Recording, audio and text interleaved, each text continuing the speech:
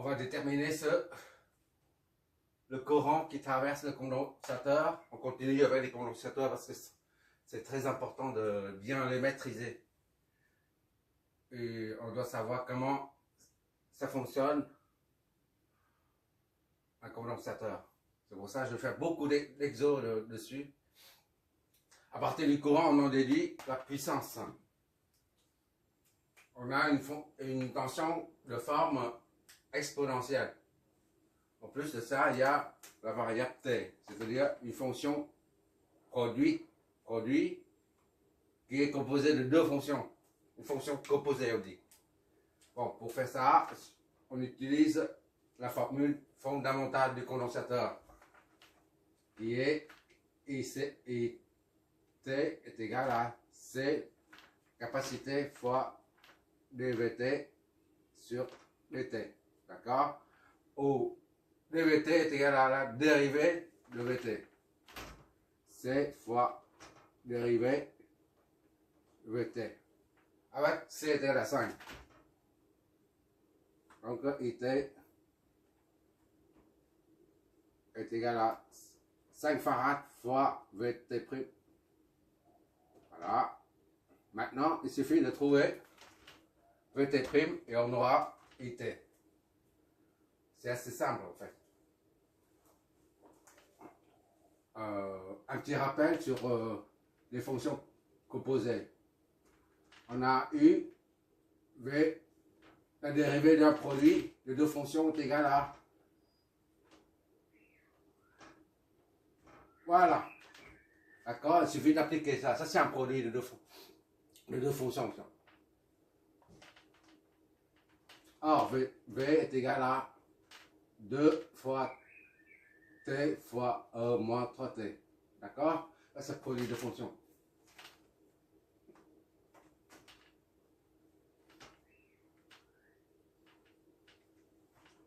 Vt' est égal à 2 fois U', V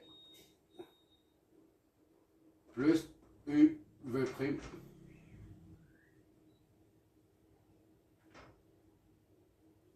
Tout simplement, d'accord?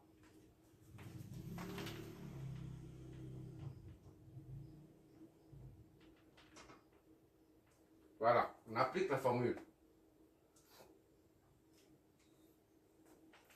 Vt' est égal à 2 fois T' c'est 1. E moins 3T plus T fois moins 3 dérivé de ça. Moins 3 fois la fonction initiale. 3T. Voilà.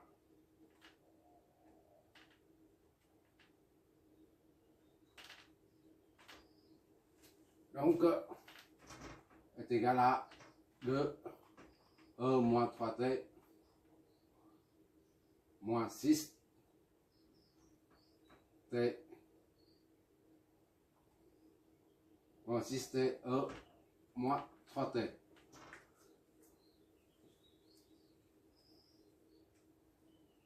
Bon, maintenant, pour I, ça c'est 1. IT, on injecte ça dedans. 5 fois 2 E. Là c'est 2 moins 6T factorise. E moins 3T. D'accord?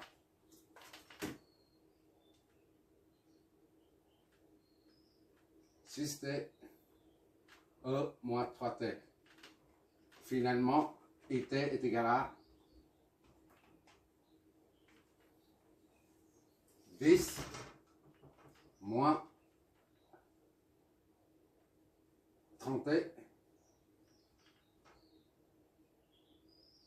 fois E moins 3T. Ampère.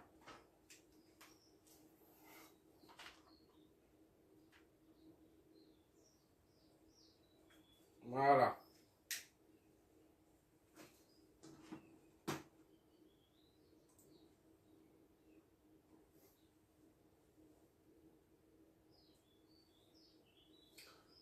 On va essayer d'interpréter ce résultat en observant le phénomène qui se passe dans un condensateur. Pour un condensateur, il y a des champs là-dedans. Au début, il n'y a rien. Bon. Pour t est égal à plus infini, on a moins 3. Plus fois plus infini, ça fait moins l'infini. E fois moins E exponentielle moins l'infini, ça fait 0. D'accord? 0. Tandis que ça, c'est plus infini, ça fait moins l'infini. Moins l'infini, plus 10, ça fait moins l'infini. Hein? Moins 3t.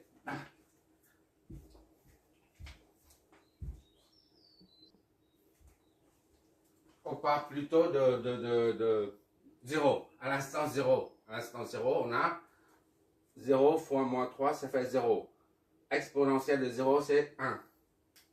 D'accord? On part de 0 dans l'ordre. Et après ça, à l'instant t est égal à 0. On a ça, c'est égal à 1. T égale à 0, ça fait 10. Moins 30 fois 0, ça fait 10. 10 fois 1, ça fait 10 ampères. T est égal à plus infini, on a 10 moins 30 moins plus infini, ça fait moins l'infini. Fois plus infini moins 3, ça fait moins l'infini. E exponentielle de moins l'infini, ça fait 0. Donc ça fait 0 ampères. Bon, on va interpréter ça. On voit si c'est cohérent. À l'instant initial, comme on dit souvent, un condensateur se comporte comme un court-circuit. C'est comme s'il y a un câble, un conducteur qui relie d'ici à là. Puisqu'il n'y a pas de charge. Le courant est libre de circuler. Donc, à l'instant initial, comme le condensateur se comporte comme un court-circuit, tout le courant passe. Le courant est alors maximal, 10 ampères. D'accord? Et au fur et à mesure que le temps passe, les charges s'accumulent. S'accumulent ici. Et plus il y a de charges, plus il y a de champs électriques. D'accord? Et qui dit champ électrique, le champ électrique va engendrer une tension aux bornes du condensateur. D'accord? Je reprends. Lorsque, au fur et à mesure que le courant passe, les charges s'accumulent. Ça génère les charges. Le courant génère les charges. Et les charges s'accumulent sur une des plaques. Et plus il y a de charges, plus le champ électrique devient intense. Et plus le champ est grand, plus la tension aux bornes devient importante. Et jusqu'à un certain moment, la tension aux bornes du condensateur là, égale à la tension de la source. D'accord? À ce moment-là, ce point-là et ce point-là sont au même potentiel. Et le courant ne peut plus circuler. Donc I est égal à 0. D'accord? Courant signifie charge, et charge va engendrer le champ électrique. Et le champ électrique entraîne une tension. En récapitulatif, en résumé. Et plus, quand la tension devient de plus en plus grande, jusqu'à un certain moment donné, la tension au bord du condensateur devient égale à la tension de source. Dans ce cas, il n'y a plus de différence de potentiel, et bien, le courant ne circule plus. C'est une façon pour expliquer, d'accord? Il y a d'autres façons.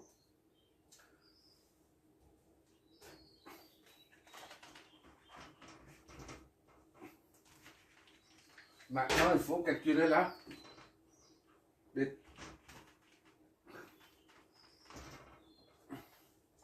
puissance. Le cadrage.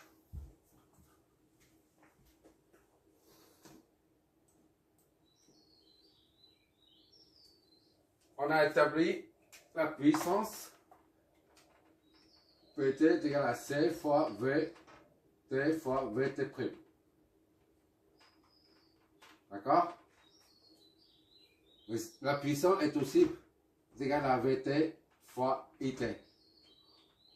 On va faire, il y a deux méthodes pour voir la formule qu'on a établie et bien correspond bien à ça. D'accord? On va faire avec deux méthodes.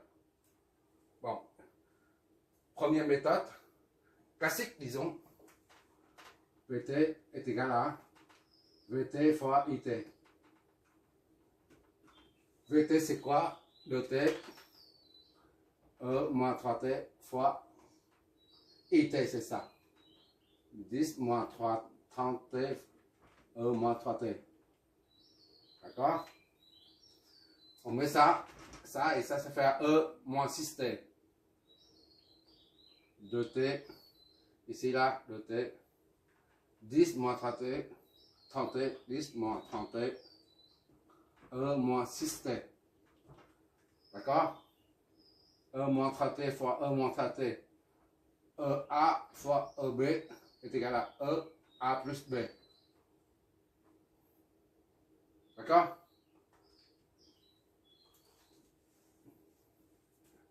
Là, c'est pour expliquer pourquoi c'est moins 6 au lieu de moins 3. Ou encore est égal à,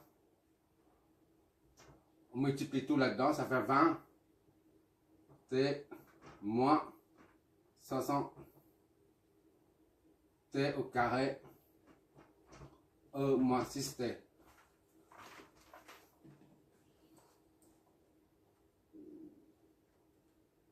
Qu'est-ce qu'on va faire?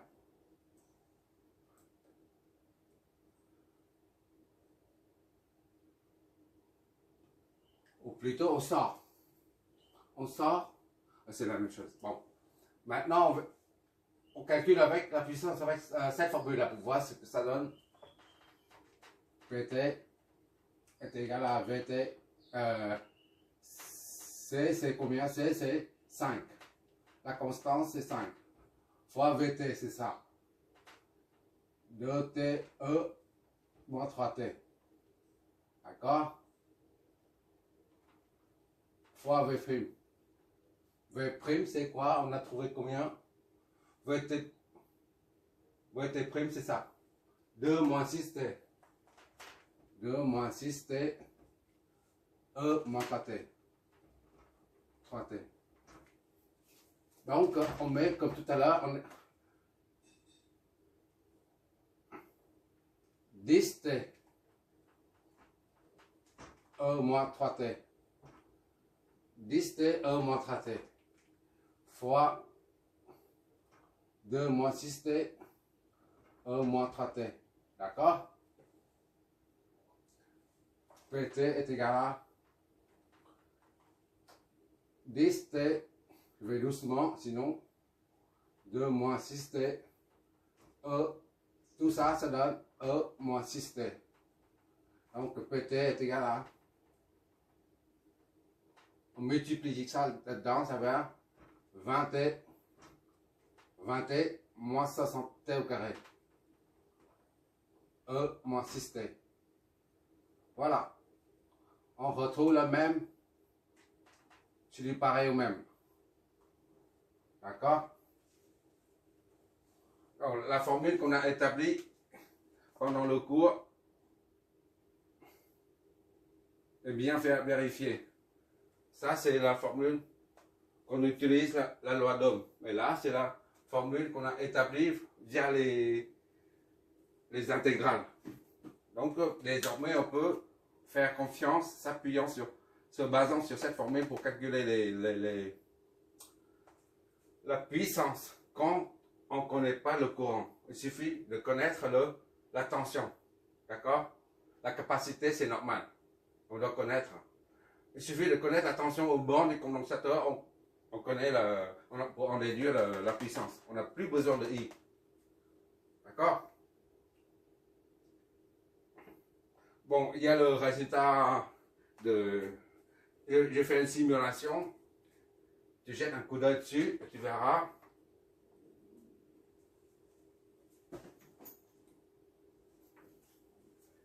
Ça. 10.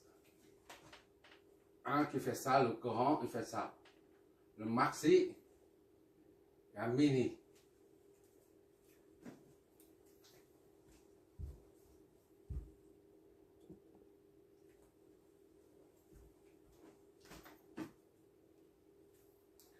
Le courant I, on a dit tout à l'heure, au début, c'est énorme.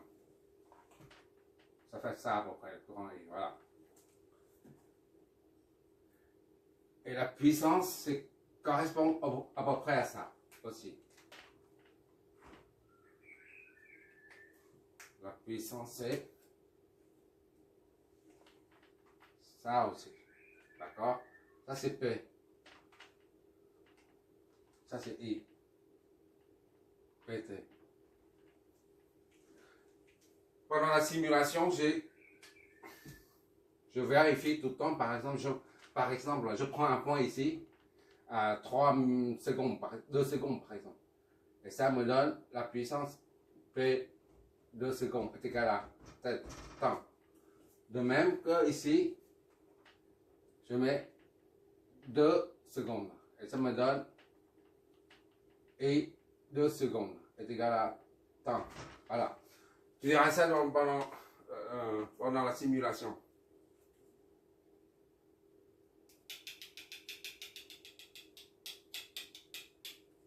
Merci d'avoir regardé.